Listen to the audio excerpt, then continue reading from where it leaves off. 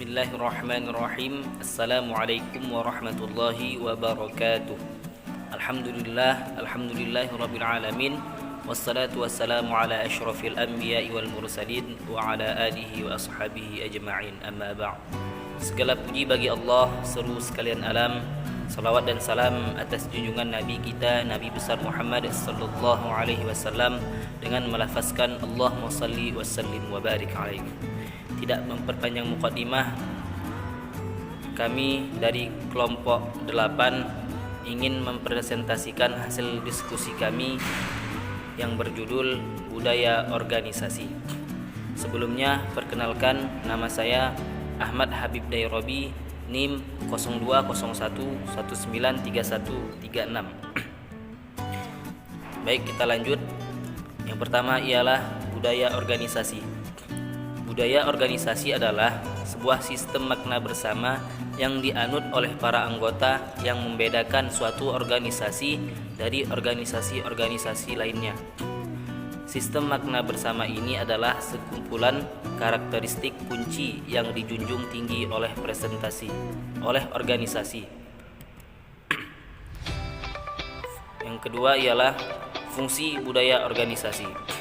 Fungsi budaya organisasi adalah yang pertama, memiliki peran yang kuat dalam mendefinisikan batasan-batasan yang sangat berarti agar dapat membedakan satu organisasi dengan organisasi lainnya. Misalnya, budaya organisasi terhadap kinerja karyawan di organisasi A harus mencapai 100% secara minimum. Mungkin organisasi C belum tentu memiliki target yang sama, sehingga hal inilah yang membedakan organisasi A dan organisasi C. Yang kedua, fungsi budaya organisasi akan membantu kita dalam menciptakan rasa identitas bagi seluruh anggota organisasi. Sebagai contoh, dikarenakan budaya dalam organisasi A sangat menekankan kedisiplinan dan itu benar-benar diterapkan oleh para anggotanya, maka anggota dari organisasi A akan memiliki rasa identitas bahwa mereka adalah orang-orang yang disiplin. Ketiga, selain itu, fungsi budaya organisasi juga akan mendorong para anggota agar lebih mengedepankan kepentingan organisasi dibandingkan kepentingan pribadi mereka. Mereka sadar bahwa kepentingan bersama dalam organisasi adalah hal yang harus diprioritaskan daripada kepentingan perseorangan. Yang keempat, fungsi budaya organisasi yang keempat adalah membantu meningkatkan stabilitas sistem sosial. Tidak hanya itu, budaya organisasi juga dikenal sebagai pedoman dalam menyatukan organisasi dengan memberikan standar yang tepat tentang apa yang harus dikatakan dan dilakukan oleh para karyawan. Dan yang kelima ialah yang terakhir, fungsi budaya organisasi dapat menjadi mekanisme akal dan kontrol yang memandu dan membentuk sikap dan perilaku karyawan. Untuk meraih semua fungsi budaya organisasi di atas, setiap organisasi harus merancang konsep budaya organisasi mereka dengan sangat matang. Assalamualaikum warahmatullahi wabarakatuh. Nama saya Ulfa Asyaf, NIM 0201193149. Baiklah, saya akan melanjutkan presentasi dari Habib Dai. Jenis-jenis budaya. 1. Budaya organisasi yang kuat. Ini merupakan jenis budaya organisasi yang kokoh dan kuat, di mana jenis budaya organisasi ini mengacu pada situasi di mana karyawan dapat menyesuaikan diri dengan baik, menghormati kebijakan organisasi, dan mematuhi semua pedoman organisasi yang berlaku.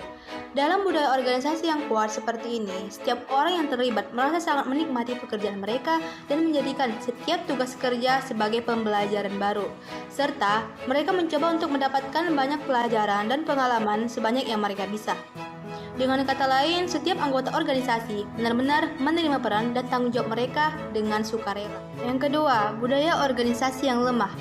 Dalam budaya organisasi yang lemah, setiap anggota organisasi menerima peran dari tanggung jawab mereka hanya karena rasa takut pada atasan atau pemimpin mereka di dalam organisasi. Mereka takut terhadap segala kebijakan organisasi yang ada, sehingga apapun yang mereka lakukan semata-mata karena ada paksaan yang menjadikannya. Orang-orang yang terlibat di dalam organisasi ini hanya menjadi organisasi sebagai platform utama untuk mencari penghasilan. Namun, sejatinya mereka tidak pernah merasa terikat dengan organisasi tersebut. Baiklah, akan dilanjutkan oleh presentasi selanjutnya. Kemudian, karakteristik budaya. Pertama, setiap anggota memiliki otonomi dalam organisasi. Karakteristik budaya organisasi yang pertama adalah setiap anggota dalam organisasi memiliki tingkat tanggung jawab yang tinggi. Mereka merasa bebas dalam bekerja dan memiliki banyak peluang untuk menjalankan inisiatif dalam organisasi. Kedua, struktur yang jelas. Hal penting kedua yang ada pada karakteristik budaya adalah struktur yang jelas. Organisasi bukan hanya perlu menciptakan tujuan dan harapan kinerja karyawan yang jelas, namun juga memiliki struktur jelas yang terdiri dari orang-orang yang bertugas untuk melakukan pengawasan dan mengendalikan perilaku karyawan. Ketiga, ada rasa identitas bersama. Pada karakteristik budaya organisasi yang ketiga ini, para anggota akan merasa memiliki identitas bersama yang membuat mereka bangga telah menjadi bagian dari organisasi tersebut. 4. Adanya dukungan dari manajemen. Karakteristik budaya organisasi yang keempat adalah dukungan dari pihak manajemen, di mana orang-orang yang terlibat di dalam manajemen dapat memberikan komunikasi yang jelas, bantuan atau support, sikap yang ramah, motivasi, serta bimbingan kepada seluruh anggota organisasi mereka.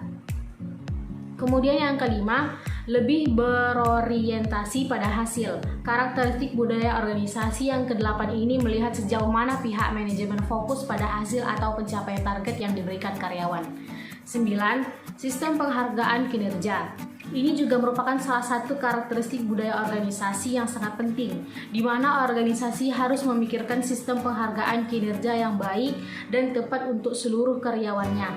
Sistem penghargaan kinerja yang baik dan jelas akan membuat karyawan semakin termotivasi dalam bekerja. Beberapa contoh diantaranya adalah kenaikan gaji, insentif, bonus tahunan, promosi kerja, dan lain sebagainya.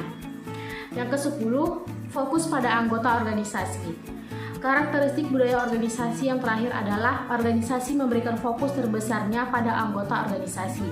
Karyawan atau anggota adalah aset terbesar bagi setiap organisasi. Oleh karena itu, setiap organisasi tidak boleh melewatkan karakteristik budaya organisasi yang satu ini.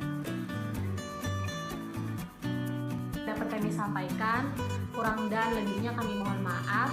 Wabillahi taufiq wal hidayah. Wassalamualaikum warahmatullahi